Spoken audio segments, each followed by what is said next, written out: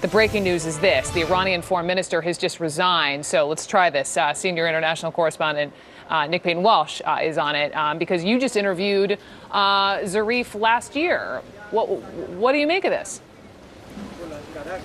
Correct. It was a rare audience he gave in Tehran in August, just after we had seen new sanctions imposed by the US as part of the Trump administration's desire to pull out of the nuclear deal. Now, this is, I have to say, not inevitable, but Mohammad Javad Zarif, an American-educated, very Western-focused yet patriotic Iranian, had made the nuclear deal his kind of figurehead policy here and was continuing, I think, you got the feeling in Tehran, to persist with convincing his superiors, Hassan Rouhani, the Iranian president, and presumably all the sort of Supreme Council that guide Iran, to stick with it, as he believed it could possibly bring some sort of economic alleviation to Iran's problems. Now, of course, the sanctions are being put back in by the Americans, and the statement we've seen from Mr. Zarif, where he talks about his sort of failures to perform in the role, I'm paraphrasing here, forgive me, I haven't got the quotation in front of me,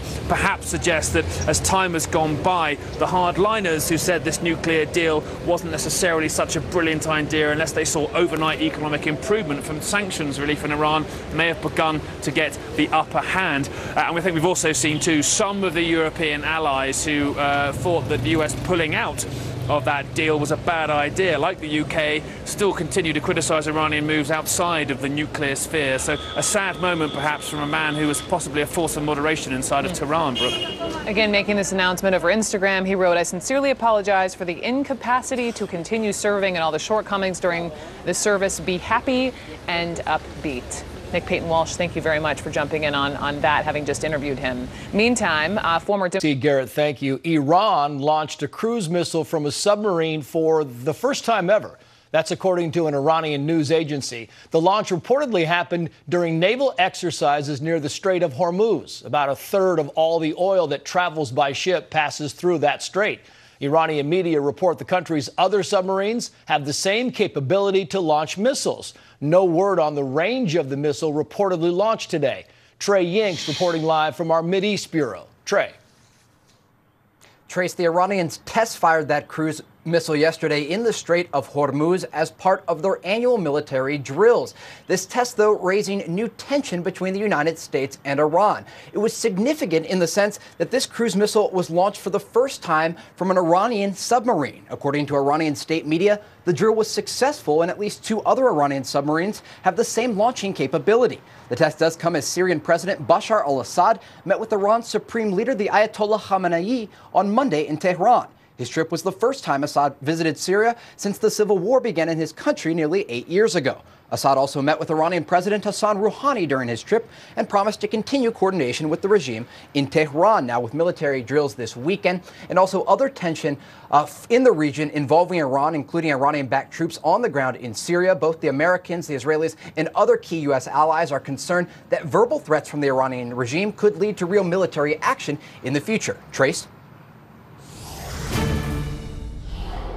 And breaking right now, Trey, some news coming out about the Iranian foreign minister. What do we know? Well, that's right, Trace. We are getting some preliminary details right now. We understand that Iran's foreign minister, Mohammad Zarif, has resigned from his position. This was first announced on his Instagram page and then confirmed by the Fars news agency in Iran. This is significant because Zarif is widely seen as one of the key faces of the Iranian regime. He spent time as Iran's ambassador to the United Nations from 2002 to 2007. Additionally, he speaks English. So oftentimes we've seen him clashing with U.S. lawmakers as recently as last week, clashing with Senator Lindsey Graham. Recently, Zarif spoke out against the West selling weapons to the Middle East, and he's made numerous public remarks, including remarks this weekend at the university in Tehran. Another key role that Zarif has played for the Iranian regime is as the chief nuclear negotiator. We saw that back when they were negotiating the Iran nuclear deal, that deal that President Trump did pull the United States out of just last year. Trace? Trey Yinks live for us in the Middle East. Trey, thank you.